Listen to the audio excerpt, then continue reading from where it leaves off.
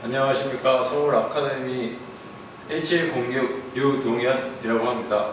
지금부터 게임 제안서 발라 소개해 드리겠습니다. 목차로는 개요, 시장 현황, 게임 테마가 있겠고 게임 기대 효과 순으로 마지막 끝내겠습니다. 기본 개요입니다. 일반 정보로 타이틀은 바랄라, 장르는 SF, 퓨전 판타지, 플랫폼 MMORPG, 플랫폼은 PC, 플레이스테이션 4, 게임 형태는 온라인, 예상 개발 기간은 5년이고 게임 특징으로는 다양한 동물, 공룡형 로봇을 설계도를 얻어 제작, 나만의 애완 로봇을 만들어 키울 수 있는 시스템, 그리고 두 번째로는 에너지 코어를 업그레이드 통하여 각 단계에 대해 스킬 향상과 능력치 향상이 올라갑니다. 그리고 세 번째로는 총 3마리의 애완 로봇을 이용하여 플레이어와 같이 싸우는 합동 전투 시스템입니다. 기획 의도로는 그 친구, 동료 같은 나만의 애완 로봇을 육성시켜 플레이어와 같이 싸우면서 액션감 있게 적과 몬스터를 없앨 수 있는 게임을 계획 의도로 잡았고요. 기획 방향으로는 애완 로봇, 코어 에너지 업그레이드, 새로운 레이드 던전을 3가지 포커 포인트로 잡았고요. 던전에서나 적 몬스터에게서 드랍을 통해 필드에서 다양한 애완 로봇 설계도를 얻을 수 있고 재료를 모아 마음에 드는 애완 로봇을 육성할 수 있도록 하였고 코어 에너지 업그레이드는 총 6단계이며 각 단계에 대해 스킬 향상과 능력치 향상이 올라갑니다. 그리고 새로운 레이드 던전은 포위 디펜스 레이드 던전과 스트롱 선별 레이드 던전 4가지 난이도 설정을 하는데요. 새로운 레이드 던전을 집중적으로 탐색해보고 있습니다.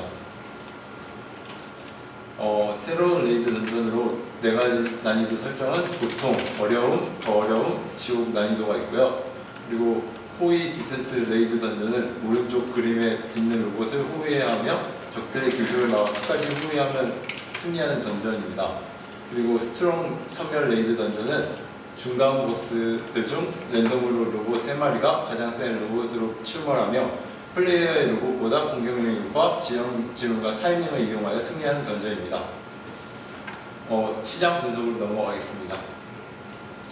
국내 시장 분석은 2017년 8월 온라인 게임 순위 50인 중 10등 순위권 안에는 AOS, FPS가 강세를 보이고 있지만 전체 순위 중에서 25개의 절반 이상이 RPG가 차지하였고 RPG 유저들 중 매니아층이 상당 부분 차지하고 있는 것으로 조사되었으며 아직 RPG가 AOS, FPS 게임에 비해 탄탄히 버틸 것으로 보입니다. 소비자 시장 분석입니다. 2017년 국내 소비자 시장에서 온라인 유저가 남성이 여성에 비해 이용률이 월등히 높았으며 10대, 20대가 훨씬 다른 연령대에 비해 이용률이 상대적으로 높게 나타났고 10대와 20대로 맞춰 게임을 개발해야 한다고 합니다. 그리고 장르에서는 RPG 장르가 제일 훨씬 높았고 20대, 30대가 RPG 게임 이용층이 제일 많았습니다. 그러므로 RPG를 좋아하는 10대와 30대 남성과 RPG를 좋아하는 매니아층을 타겟으로 게임을 개발해야 한다고 합니다. 경쟁력 분석에서는 리코어를 뽑았는데요. 리코어는 게임 육성 및 파밍 요소, 필드 디자인이 장점인 게임인데 아직 허술한 던전 디자인과 불편한 인터페이스, 맵, 요소, 로딩이 느린 점이 단점으로 부각되어 불편함이 많았습니다. 바랄라는 각 레벨마다 필드 던전과 알아보기 위한 인터페이스, 맵, 플레이어와 로봇과의 타격 전투로 재밌게 플레이할 수 있습니다. 배경 테마로 넘어가겠습니다. 배경 테마로는 먼 미래 은하계 5행성을 주무대로 한 SF 배경이고요. 지배하려는 닥터 마이더스 일당과 그걸 저지하려는 사이버 크롤러, 플레이어만의 전투입니다. 파일럿 로봇 테마로는 플레이어가 애완 로봇을 성장시켜 플레이어 목표 설정하면 애완 로봇이 공격하게끔 설정하였습니다. 게임 특징으로 넘어가겠습니다. 게임 특징으로는 던전 및 필드 몬스터를 잡아서 설계도를 얻으면 그 애완 로봇 기본형과 함께 합성을 하면은 마음대로 그 하이에나 로봇, 늑대 로봇, 강아지 로봇으로 진화를 시킬 수 있습니다. 에너지 코어의 설명으로는 에너지 코어 1개당 1단계며 에너지 코어 3개를 합치면 2단계로 업그레이드 됩니다.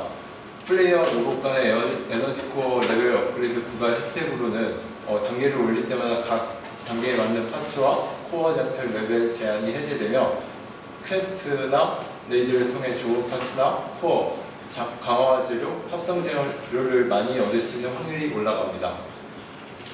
세 번째로는 나만의 로봇 3마리를 조련, 육성시켜 필드 적이나 몬스터들에게 공격하게 하고 플레이어는 MR 로봇에게 버프 강화 및 서포터 역할을 하는 게 주 목적입니다. 게임 소개로 넘어가겠습니다. 첫 번째 게임 흐름도입니다.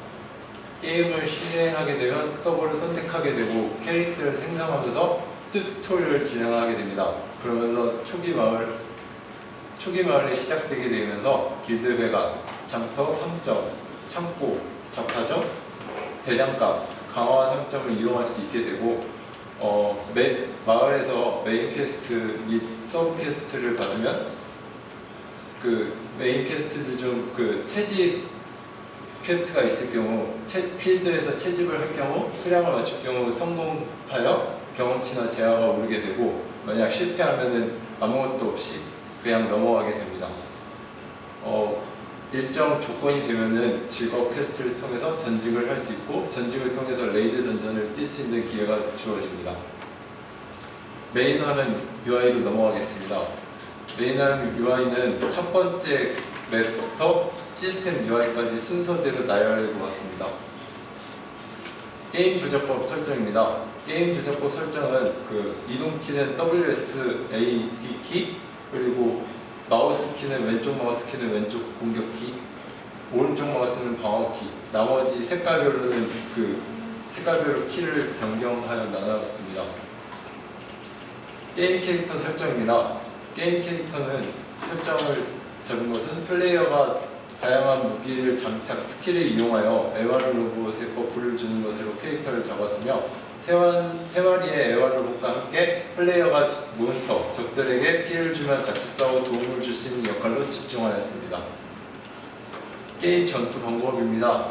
일반 공격은 3인칭 시점으로 왼쪽 마우스를 누르면은 플레이 시점 3인칭 시점으로 보이게 되며 일반 공격은 총 4번의 일반 공격을 사용할 수 있고 일반 공격 중 공격을 받았을 경우 일반 공격은 취소가 됩니다.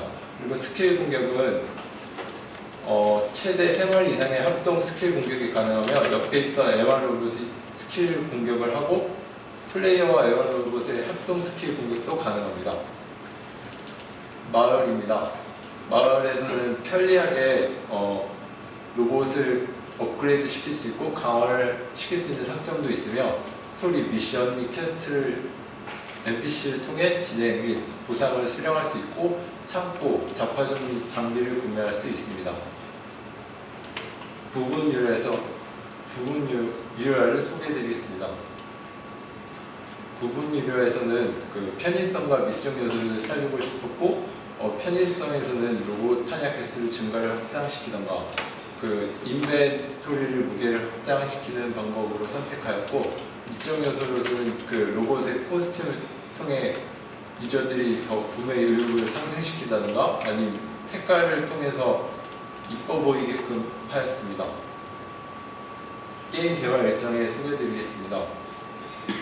게임 개발 기간은 5년이고 1년 주기 스케줄은 기획 준비를 2개월로 잡았고 메인 기획 3개월, 세부 기획 4개월, 검토 및 계획 QA를 3개월로 잡았습니다.